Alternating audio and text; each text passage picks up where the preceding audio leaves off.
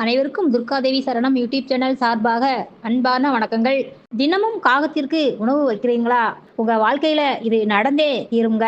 எனக்கு நடந்த அதிசயத்தையுமே நான் இந்த பதிவுல உங்களுக்கு சொல்றேன். தினமும் காகத்துக்கு உணவு வைக்கிறவங்க என்னென்ன செய்யணும்? எந்த உணவை வைக்கக்கூடாது? இதனால கிடைக்கக்கூடிய சூழ்ச்சம பலன்கள் நமக்கு என்ன அப்படிங்கிறத எல்லாமே இந்த பதிவுல பார்க்கலாம். நம்ம முன்னோர்கள் பார்த்தீங்கன்னா, நிறைய நல்ல பழக்கவழக்கங்கள நமக்கு சொல்லியிருக்காங்க. ஆனா, நம்ம நிறைய மறந்து போயிட்டோம். அப்படி தெரிஞ்சாலுமே ஒவ்வொரு விஷயங்கள கடைப்பிடிக்கிறது இல்லங்க. பெண்கள் வேலைக்கு போறவங்களா இருந்தா, எனக்கே வேலை செய்யவே முடியல. என் வீட்ல இருக்கிறவங்களுக்கே சமைச்சு போட முடியல என்னால. இதுல காகத்துக்கு வேற தினமும் சாப்பாடு வைக்கிறது அப்படின்னு நினைக்கிறாங்க. ஆனா, ஒரே ஒரு ஜீவனுக்காவது இல்ல 1000 பேத்துக்கு உணவு வைக்கும்போது, இந்த ஒரு ஜீவன் காகத்துக்கு உணவு வச்சுக்கினா, உங்களுக்கு எவ்வளவு நல்லது நடக்கும் தெரியுமா? நெறைய பேர் கேட்குறாங்க, "காகத்துக்கு உணவு வைக்கிறது நல்லதா? கெட்டதா? இல்ல அப்படி சாதம் வச்சா குளிச்சுட்டு தான் சாப்பாடு வைக்கணுமா?" அப்படின்னு ஒரு சில பேர் கமெண்ட் பாக்ஸில் கேட்குறாங்க. "தோஷம் இருக்கிறவங்க தான் சாப்பாடு வைக்கணும்" அப்படின்னு சொல்றாங்களே, தோஷம் இல்லாதவங்க உணவு வைக்கலாமா? வைக்கக்கூடாதா? 7 திசை நடக்கிறவங்க தான் காகத்துக்கு உணவு வைக்கணுமா? அப்படி எல்லாமே நெறைய சந்தேகங்கள் இருக்குதுங்க. அந்த சந்தேகங்களுக்கு எல்லாமே விடைதான் நான் இந்த பதிவுல உங்களுக்கு சொல்றேன். இதுல வந்துட்டு காகத்துக்கு உணவு வைக்கிறது பார்த்தீங்கன்னா, நிறைய சூழ்ச்சம ரகசியங்கள் இருக்குங்க. ஒரு விஷயம் தெரிஞ்சுக்கோங்க, எப்பயுமே நம்ம சாப்பிடுறதுக்கு முன்னாடியே காகத்துக்கு உணவு வைக்கணுங்க. அதுதான் உங்களுக்கு ஒரு நல்ல பலன். நீங்க சாப்பிட்டு முடிச்சு மிச்ச மீதியோ, இல்ல எச்சில் சாப்பாட்டையோ கொண்டுட்டு போய் காகத்துக்கு உணவு வச்சீங்க அப்படின்னா, அதனால வீட்ல எந்த ஒரு நல்லதுமே நடக்காதுங்க. அத தெரிஞ்சுக்கோங்க. வீட்ல செல்வ வளம் அதிகரிக்கணுமா? அப்படின்னு சில பேத்துக்கு சந்தேகம். கண்டிப்பா செல்வ வளம் அதிகரிக்குங்க. அதுக்கு நான் உங்களுக்கு எனக்கு நடந்த உண்மை காரணத்த சொல்றேன். அது வந்துட்டு உண்மைங்க. 100% உண்மைங்க. சரி, நீங்க காகத்துக்கு தினமும் உணவு வைக்கிறீங்களா? அப்படி தினமும் வச்சீங்க அப்படின்னா, கீழ இருக்கும் கமெண்ட் பாக்ஸில் தெரியப்படுத்துங்க. ஓம் சனீஸ்வர பகவானே போற்றி என்று பதிவிடுங்க. நீங்க இப்போ எந்த ஒரு நாமத்தையுமே அத திரும்ப திரும்ப சொல்றப்ப, கடவுளோட அனுக்கிரகம் இந்த பிரபஞ்சத்தின் மூலமாக உங்களுக்கு கிடைக்குங்க. நிறைய பேர் காகத்துக்கு உணவு வச்சு, அதனால அவங்க வாழ்க்கையில நிறைய அதிசயங்கள் கூட நடந்திருக்குங்க. அத மற்றவர்களுக்கும் தெரியும்படி நீங்க கமெண்டில் தெரியப்படுத்தலாம். இதுல இருக்கக்கூடிய சூட்சம ரகசியம் என்னன்னு பார்த்தீங்கன்னா, இந்த காகம் அப்படிங்கிறது நம்முடைய முன்னோர்களாக மட்டும் தான் நம்ம சொல்லுவோம். ஆனா, அது வந்துட்டு முன்னோர்கள் மட்டும் கிடையாதுங்க. யமதர்மனின் மாளிகையில இருக்கக்கூடிய ஒரு உயிரினம் தான். அது மட்டுமல்ல, சனீஸ்வர பகவானோட வாகனமே இந்த காகம் தானே! அதனால இந்த காகத்துக்கு உணவு வைக்கிறப்ப, அதாவது நம்ம ஏற்கனவே பல பதிவுகள்ல சொன்னதுதான், பித்ருக்களின் ஆசி கிடைக்கும். முன்னோர்களுடைய ஆசியுமே நமக்கு பரிபூரணமாக கிடைக்குங்க. அது மட்டுமல்ல, யமதர்மனின் சனீஸ்வர பகவானோட ஆசியும் நமக்கு முழுவதுமாக கிடைக்கும். மேலும் முக்கியமா சொல்லப்போனா, எதிர்பாராத விபத்துகளிலிருந்து நம்மள வந்து இப்படி காகத்துக்கு உணவு வைக்கிறோம் அப்படின்னா, காகத்தோட ஆசியால நம்மள வந்து காப்பாத்துமாம். அது மட்டுமல்ல, வீட்ல எந்த பில்லி, சூனியம், செய்வினை இதுபோல எந்த மாதிரியான கெட்ட விதமான துர்சக்தியும் நம்மள வந்து ஒண்ணும் செய்ய முடியாது என்றே சொல்றாங்க. அந்த காகம் உணவ எடுத்துட்டு நம்மள ஆசீர்வாதம் பண்ணிட்டு போகுமாம். காகம் வந்து எல்லாருடைய வீட்லயுமே உணவு எடுக்கிறது இல்லங்க. அது வந்து மேல பறந்துகிட்டே நம்மள ஸ்கேன் பண்ணி விடுமாம். இவங்க வைக்கக்கூடிய உணவ எடுக்கலாமா? எடுக்க வேணாமா? அப்படின்னு. அதனால காகத்தோட ஆசி உங்களுக்கு இருந்தது அப்படின்னா, யார் ஒருத்தர் நமக்கு என்ன செஞ்சாலுமே அது வந்துட்டு பலிக்காதுங்க. அதேபோல தீராத கடன் இருக்கு அப்படின்னா, நீங்க வந்து நம்பிக்கையோட குளிச்சுட்டு தான் வைக்கணும் இல்லங்க. ஆனா சுத்த பத்தமா இருந்தா தான் குளிக்காம வைக்கலாம். இல்ல அப்படின்னா, நீங்க குளிச்சுட்டு தான் தினமும் காலையில வைக்கணும் அப்படிங்கிறது ரொம்ப கட்டாயங்க.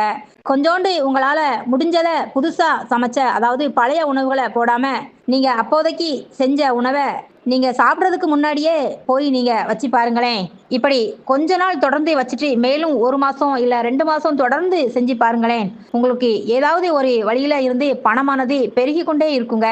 அந்த அளவுக்கு சக்தி வாய்ந்த அது இந்த ஜீவன் தான் காகம். அடுத்து புத்திர பாக்கியம் இல்லாதவங்க கூட இந்த காகத்துக்கு உணவு வைக்கிறதுனால, பித்ருக்களோட ஆசினாலும் பித்ரு தோஷம் இருந்தது அப்படின்னா, அது விலகி நமக்கு வந்து குழந்தை பாக்கியம் கிடைக்கும் அப்படின்னு சொல்றாங்க. அது மட்டுமல்ல, வீட்ல வந்து தீராத பகை, வீட்லயே அண்ணன், தம்பி யாரோடையாவது சண்டை, சச்சரவுகள், பேசவே மாட்டீங்க. பெரிய வம்பு வழக்குகளோடு கோர்ட்டு கேஸ்ன்னு நடக்குது குடும்பத்துல பார்த்தா, எப்ப பார்த்தாலும் சண்டை, சச்சரவு, ஒற்றுமையே இல்ல அப்படின்னு இருக்கிறவங்களும், இந்த காகத்துக்கு உணவு வச்சீங்க அப்படின்னா, உங்க குடும்பமானது ஒற்றுமையோடு இருக்குங்க. ஏன்னா, இந்த காகமானது உணவ எடுக்கிறப்ப, தான் மட்டும் எடுக்காது இல்லையா? அதோட கூட்டத்தையே கா, கா என கத்தி, அது வந்து ஒற்றுமையோட தான் அந்த உணவ சாப்பிட பார்க்கும். அதே மாதிரி தான் நம்ம காகத்துக்கு உணவு வைக்க வைக்க நம்ம உடன் பிறந்தவங்களோட நல்ல இணக்கமான ஒரு சூழல் உருவாகுங்க. நம்முடைய முன்னோர்களின் ஆசையும் நமக்கு கிடைக்கும். சரி, இந்த காகத்துக்கு உணவு வைக்கிறப்ப, அதன் பக்கத்திலே ஒரு மூடியிலே அல்லது ஒரு டம்ளர்லயோ தண்ணீர் வச்சுடுங்க. அது ரொம்ப முக்கியங்க. வாயில்லாத ஜீவன் இல்லையா? அது சாப்பிட்டுட்டு வயிறார சாப்பிட்டு தண்ணீர் குடிச்சிட்டு போகும் இல்லையா? அமாவாசை நாட்கள்ல தான் சில பேர் பார்த்தீங்கன்னா, கொஞ்சம் தண்ணீர் வச்சு இலையில உணவு வைப்பாங்க. அப்படி இல்லாம எல்லா நாட்களிலுமே இலையில தான் வைக்கணும் அப்படிங்கிறதெல்லாம் இல்லங்க. கொஞ்சோண்டி அந்த இடத்துல தண்ணீரையே ஊத்தி சுத்தம் செய்துட்டு, அதன் பிறகு அந்த இடத்துல உணவை வைங்க. அது ரொம்பவும் நல்லதுங்க.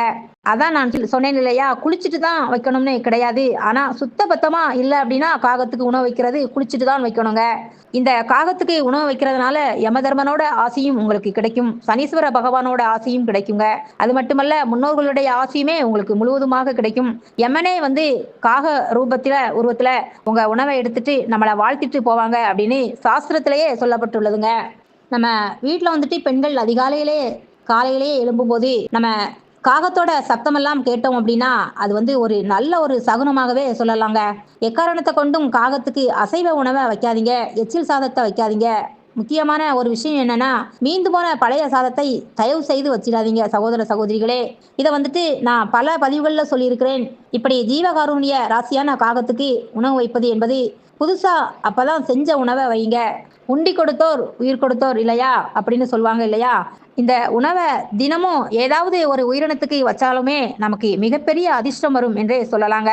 அப்படி இருக்கிறப்ப இந்த காகத்துக்கு தினமும் நீங்க உணவு வச்சீங்க அப்படின்னா, உங்க வாழ்க்கையில பலவிதமான அதிசயங்கள ஏற்படுத்துங்க.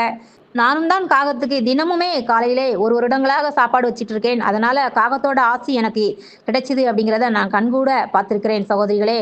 அது எப்படின்னு பார்த்தீங்கன்னா, தினமும் தொடர்ந்து அதுக்கு உணவு வைக்கிறதுனால, என்னோட பதிவுல கூட காகம் தினமும் வீட்டுக்கு வந்தால் என்ன பலன் அப்படின்னு போட்டிருப்பேன்.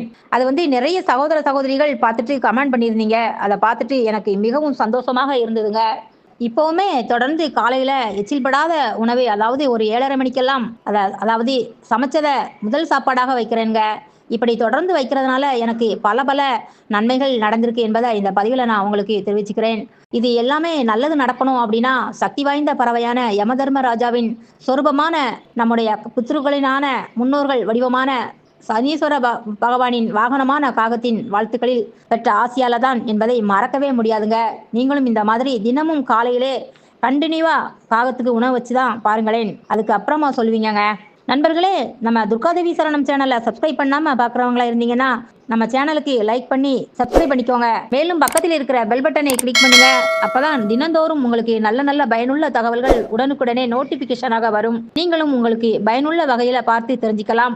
மேலும் கீழே இருக்கிற கமெண்ட் பாக்ஸில் உங்களுடைய கருத்துக்களான "ஓம் சனீஸ்வர பகவானே போற்றி" என்ற வார்த்தையை பதிவிட்டுட்டு உங்க நண்பர்களுக்கும் உறவினர்களுக்குமே ஷேர் பண்ணுங்க. மீண்டும் அடுத்து ஒரு நல்ல பயனுள்ள தகவல்களுடன் சந்திக்கும் வரை உங்கள் சகோதரியான துர்காதேவி சரணம்.